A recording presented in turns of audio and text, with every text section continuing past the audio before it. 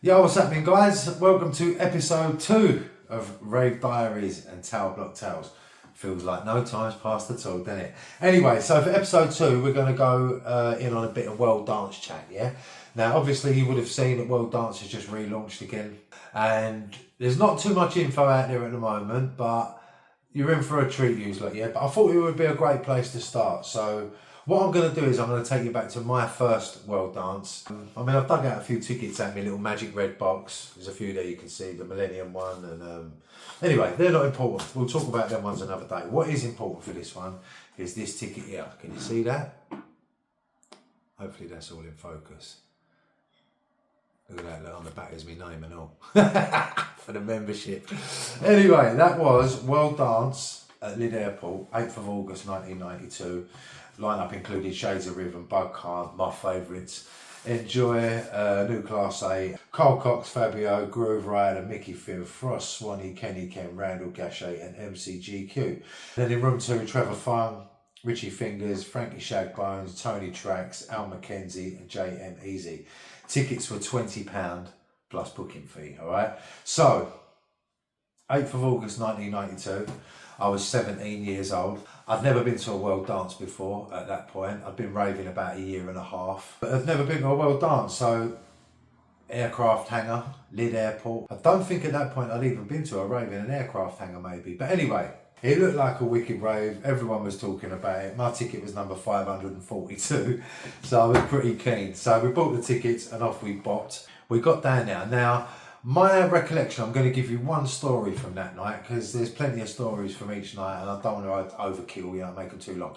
So the one story I'm going to tell you from that night is, I remember we got there early. Now, I don't know how early, but I remember this being, I'm 99% sure, as we walked in the gates, this story happened. So, back in them times, like you could see, I bought my tickets and I queued up. I was a raver, 17 years old. And we went to the thing where you get the search, come through. And as we walked through, on the right-hand side, there was the fairground. And I don't know if you guys would know the ride I mean. We called it the caterpillar, but it's almost like a waltzer. Goes round in a circle, just goes round and round. One long carriage round in a circle like that. And then the music comes on and then a cover goes over the top of it. So we were just walking past that and I just remember hearing an almighty bang.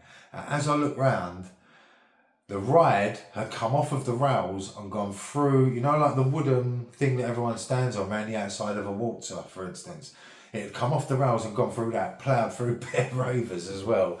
Like, it was like, I could describe it as, when, I don't know if you would have watched Casualty back in the day, that they would have set up this kind of scenario for a scene in Casualty. That was what it was like. It was so surreal. So anyway, I've looked round and the rides come off and there's just chaos and obviously security and everyone's running over, St John's ambulance, whoever was there, medical people, on the scene straight away, and we were sort of ushered away and we got in the rave like, no way, that was mental. Like, been in the rave 5 minutes, the first thing we've seen before we've even gone into the hangar is this like ride come off the thing. So we go in the rave, obviously they closed the ride. People, I assumed, got taken away to hospital because there was claret and there was it was a big thing. It wasn't like a little, just come off the rails a little bit. It went off the rails and went through the crowd and I think it went onto the floor. I think it went through anyway, I might be exaggerating there, but I'm pretty sure I remember it going through onto the floor. But yeah, so we got into the rave, walked into this warehouse. I mean, we'll give you this story another day, but it blew me away. The hangar that night, just everything about it, it blew my mind. So we're talking about on the night, but I don't know the promoters, I don't know any DJs back then. I'm just a ticket buying punter, having a rave up with my people. So yeah, the night went on and it becomes a memory, doesn't it? Anyway, fast forward to years later, Jay Pender, my brother nowadays, yeah, he ends up becoming my friend. And once I get, well acquainted enough to talk to him about stuff, we're having a good old chat and we start talking about Wolrd Dance, and I say to him, the first one I ever went to was Lydd Airport, and I tell him the story of the fairground ride.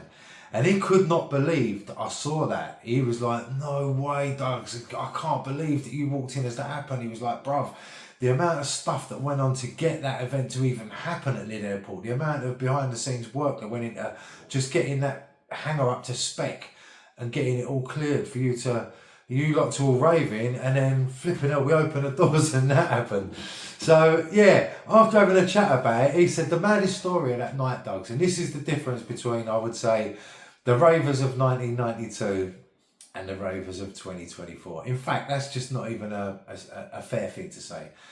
The world in 1992 and the world in 2024.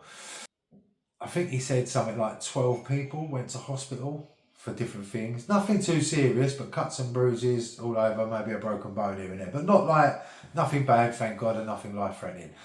Anyway, obviously he's the promoter and he's now thinking the worst, like he would, you know. Firstly, are they okay? Secondly, is this going to affect the event right now? Thirdly, are they going to come back and try and sue the pants off me?